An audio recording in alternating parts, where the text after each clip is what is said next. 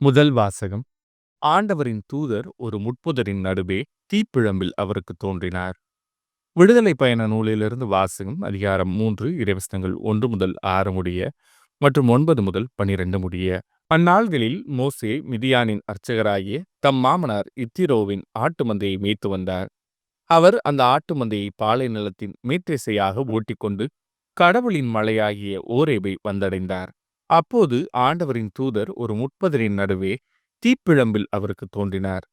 அவர் பார்த்தபோது முட்புதர் நெருப்பால் எரிந்து கொண்டிருந்தது. ஆனால் அம்முட்புதர் தீந்து போகவில்லை.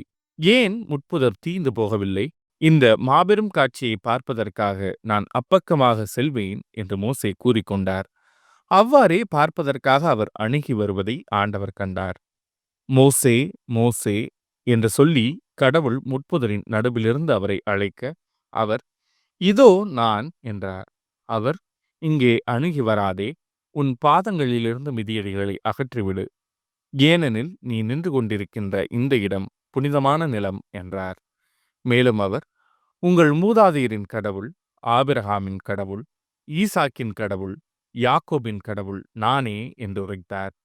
மோசே கடவுளை உற்று நோக்க அஞ்சியதால் தம் முகத்தை மூடிக்கொண்டார். அப்போது, இதோ, இஸ்ரேல் மக்களின் அழுகுரல் என்னை எட்டியுள்ளது. மேலும் எகிப்தியர் அவர்களுக்கு இழைக்கும் கொடுமையையும் கண்டுள்ளேன்.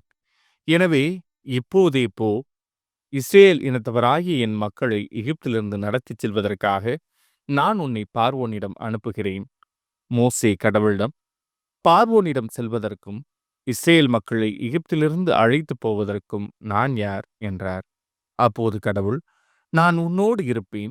மேலும் இம்மக்களை எகிப்திலிருந்து அழைத்துச் செல்லும் போது நீங்கள் இம்மலையில் கடவுளை வழிபடுவீர்கள். நானே உன்னை அனுப்பினேன் என்பதற்கு அடையாளம் இதுவே என்று உரைத்தார். இது ஆண்டவரின் அருள்வாக்கு. இறைவா, உமக்கு நன்றி. பதிலுரை பாடல்.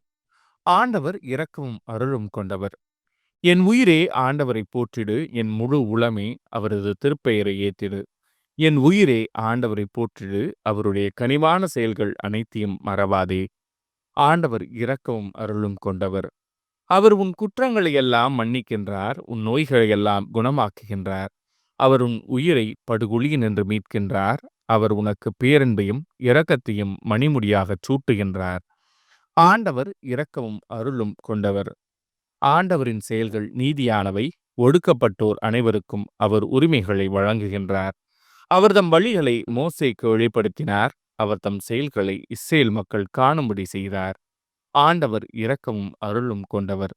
நற்செய்தி வாசகம். ஞானிகளுக்கும் அறிஞர்களுக்கும் மறைத்து குழந்தைகளுக்கு வெளிப்படுத்தினீர். மத்தேயு எழுதிய தூய நற்செய்தியிலிருந்து வாசகம். அதிகாரம் 11 இறைவசனங்கள் 25 முதல் 27 முடிய. அக்காலத்தில் இயேசு கூறியது, தந்தையே, விண்ணுக்கும் மண்ணுக்கும் ஆண்டவரே, உம்மை போற்றுகிறேன். ஏனெனில் ஞானிகளுக்கும் அறிஞர்களுக்கும் இவற்றை மறைத்து குழந்தைகளுக்கு வெளிப்படுத்தினீர். ஆம் தந்தையே, இதுவே உமது திருவுளம். என் தந்தை எல்லாவற்றையும் என்னிடத்தில் ஒப்படைத்திருக்கிறார். தந்தையை தவிர வேறு எவரும் மகனை அறியார். மகனும் அவர் யாருக்கு வெளிப்படுத்த வேண்டுமென்று விரும்புகிறாரோ அவருமன்றி வேறு எவரும் தந்தையை அறியார் என்று கூறினார். இது ஆண்டவரின் அருள்வாக்கு. கிறிஸ்துவே, உமக்கு புகழ்.